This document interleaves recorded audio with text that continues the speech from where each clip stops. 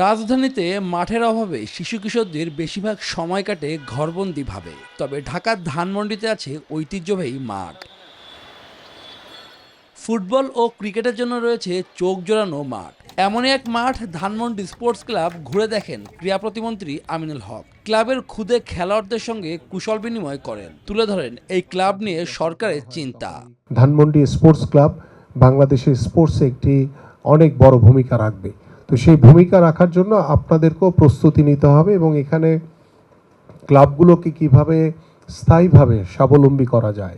ক্লাবের কর্তাদের সাথে আলোচনা শেষে প্রতিমন্ত্রী বলেন, প্রধানমন্ত্রী তারেক রহমান সবসময় এমন উদ্যোগকে স্বাগত জানান।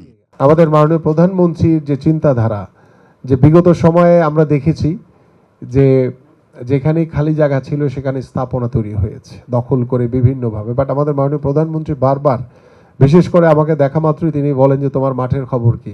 ক্লাবের স্থায়ী সদস্য এবং তাদের পরিবার পাবে ক্রিকেট, ফুটবল, টেনিস, বাস্কেটবল সহ বিভিন্ন ইনডোর গেমস উপভোগ করার সুযোগ সুবিধা।